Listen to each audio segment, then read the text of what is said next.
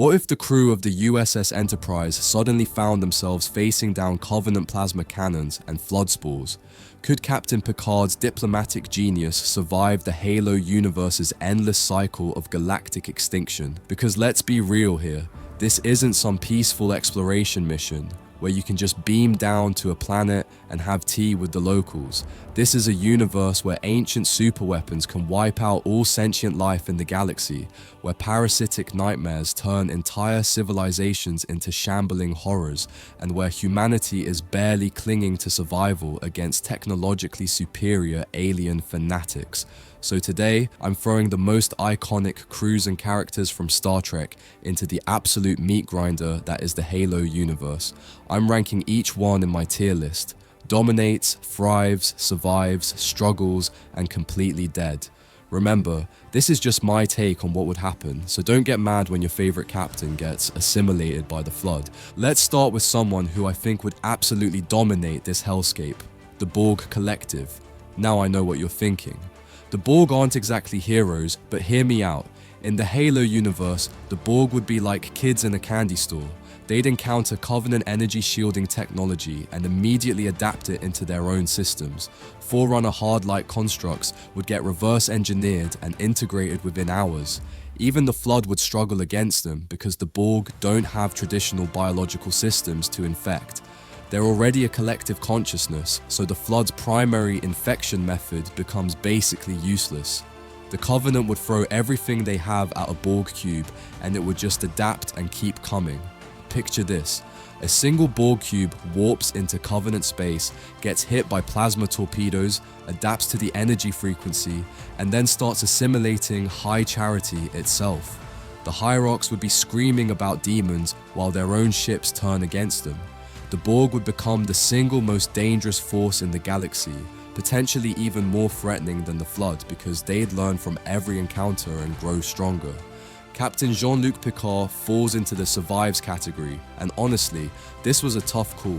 Picard's greatest strength has always been his diplomatic genius and moral compass, but in the Halo universe, those traits are double-edged swords.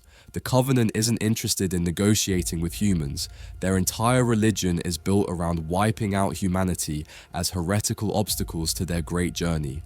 Picard would try his usual approach, hailing them with offers of peaceful dialogue, and he'd get plasma torpedoes in response. However, Picard isn't just a diplomat. He's a brilliant strategist who's faced impossible odds before. He survived the Borg, outwitted Q, and navigated countless first contact scenarios. In the Halo universe, he'd quickly realized that traditional Federation ideals don't apply here. He'd adapt his tactics, potentially forming alliances with UNSC forces and using his archaeological knowledge to understand Forerunner technology. His experience with ancient civilizations would actually be invaluable when dealing with Forerunner installations. Picard would hate the constant warfare, but he'd find ways to survive through cunning and adaptation rather than brute force. Now let's talk about someone who would absolutely thrive in this chaos: Commander William Riker. This guy was born for the Halo universe's brand of action. Riker's always been the more aggressive, hands-on officer compared to Picard's cerebral approach.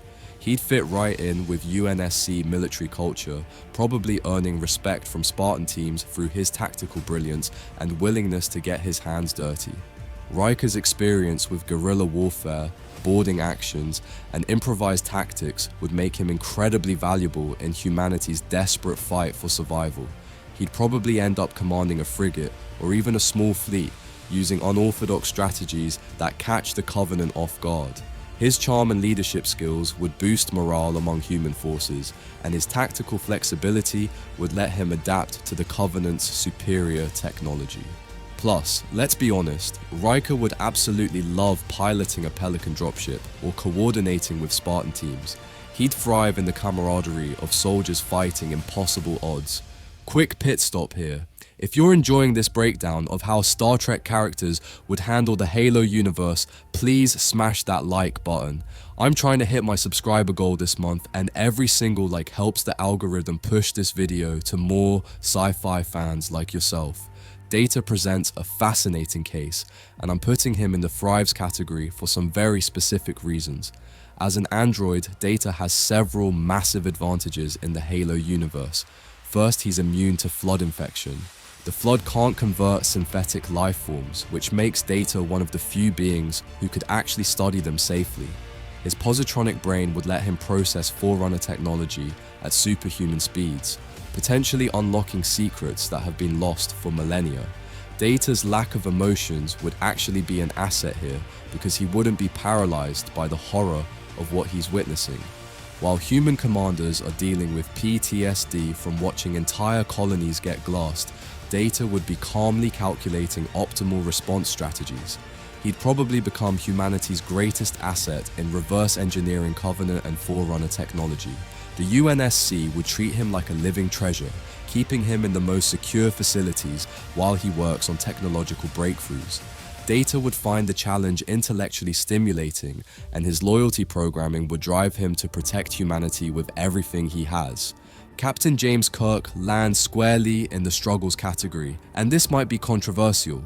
Kirk's always been the cowboy captain, the guy who throws out the rulebook and relies on intuition and charisma to save the day. That approach worked great in the relatively civilized 23rd century, but the Halo universe would crush that optimism pretty quickly.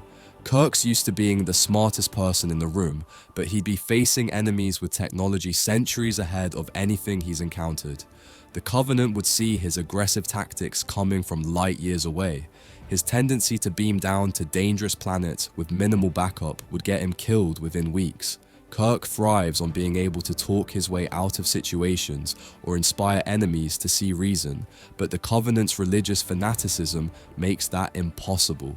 He'd hate being outgunned and outmaneuvered constantly. However, Kirk's natural leadership and ability to inspire loyalty would keep him alive longer than most. UNSC forces would follow him into hell, and his tactical instincts would occasionally pull off impossible victories. He'd survive through sheer force of personality, but every day would be a struggle against enemies who don't play by the rules he understands. Dr. Leonard McCoy would absolutely hate every second of existing in the Halo universe, putting him firmly in the struggles category. McCoy's a healer, not a fighter, and the Halo universe would assault everything he believes in. Watching entire planets get glassed, seeing flood infection turn people into monsters, dealing with the constant stream of casualties from humanity's losing war against the Covenant.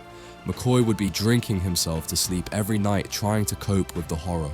His medical expertise would be invaluable to the UNSC, especially if he could figure out ways to treat flood infection or develop countermeasures against Covenant weapons. But emotionally, he'd be a wreck. McCoy's always been the moral compass of his crew, the guy who reminds everyone about the value of individual life. In a universe where entire species face extinction, where billions die in planetary bombardments, his worldview would be shattered repeatedly. The thing is, McCoy would keep working anyway because that's who he is. He'd set up field hospitals, train medics, and probably develop new surgical techniques for treating plasma burns. The UNSC would desperately need his expertise, but watching him try to maintain his humanity in the face of such overwhelming darkness would be heartbreaking. Spock falls into a really interesting position, and I'm putting him in the thrives category. His Vulcan logic would actually be perfectly suited for the Halo universe's brutal realities. While everyone else is having emotional breakdowns over the constant horror, Spock would be analyzing tactical data and calculating optimal survival strategies. His scientific background would make him invaluable for understanding Forerunner technology and Covenant systems. Spock's telepathic abilities could potentially give humanity a massive advantage against the Covenant, allowing him to gather intelligence or even communicate with species that humans can't normally talk to. The Vulcan philosophy of infinite diversity and infinite combinations would help him adapt to alien technologies faster than anyone else. Plus, Spock's already experienced with serving alongside humans in desperate military situations. He'd probably end up as a strategic advisor to UNSC Command, using pure logic to make the hard choices that human commanders can't stomach. His lack of emotional attachment would let him recommend necessary sacrifices without hesitation. Speaking of tactical brilliance, let's talk about Worf. This Klingon warrior belongs firmly in the thrives category. The Halo universe would be like a dream come true for someone raised on concepts of honor through combat. Worf would look at the Covenant's warrior culture and actually understand their mindset better than most humans. He'd respect their dedication to their beliefs, even while fighting them to the death. The constant warfare would appeal to every Klingon instinct he has. Worf would probably become legendary among UNSC forces, leading boarding parties against Covenant ships and engaging in hand-to-hand combat with elites. His tactical training and warrior philosophy would make him an incredible asset in ground combat. The guy who once held off entire Jem'Hadar assault teams would absolutely love going toe-to-toe with Covenant forces. Worf's sense of honor would align perfectly with the UNSC's desperate fight for survival, and his leadership skills would inspire human soldiers to fight beyond their normal limits. But let's get real for a moment. If you're loving this deep dive into how Star Trek crews would handle the Halo universe's insanity, you need to hit that subscribe button right now. I've got so many more crossover scenarios planned, including what would happen if the Avengers faced off against Warhammer 40k's Chaos Gods, and whether the Justice League could survive in the Mass Effect galaxy. Don't miss out on any of that content. Now, Chief O'Brien lands in the Survives category, and honestly, he might be one of the most valuable people in this entire scenario. O'Brien's engineering expertise would be absolutely crucial for keeping human technology running against vastly superior alien forces. This is the guy who kept Deep Space Nine operational through a war against shape-shifting infiltrators and genetically enhanced super soldiers.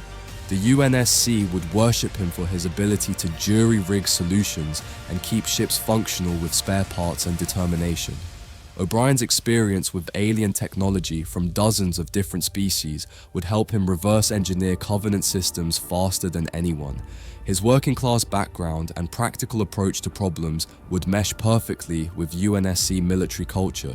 He'd probably end up running engineering for an entire fleet, training other engineers and developing new modifications that give humanity slight edges in combat. The constant pressure and impossible technical challenges would stress him out, but O'Brien survived worse situations through pure stubborn determination. So there you have it, folks. From the unstoppable technological terror of the Borg dominating everything in their path, to McCoy struggling with the moral nightmare of constant galactic warfare. The Star Trek universe's greatest heroes would face their ultimate test in the Halo galaxy, and honestly, the results would be mixed at best. The synthetic beings like Data would thrive because they're immune to flood infection and can process alien technology without emotional baggage. Warriors like Worf would find their calling in humanity's desperate fight for survival.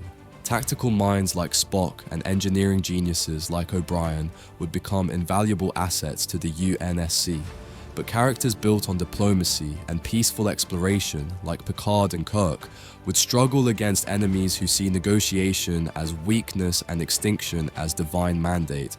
The brutal truth is that Star Trek's optimistic vision of the future would get a harsh reality check in the Halo universe. Some would adapt and even excel, others would barely survive, and a few would find purpose in humanity's darkest hour.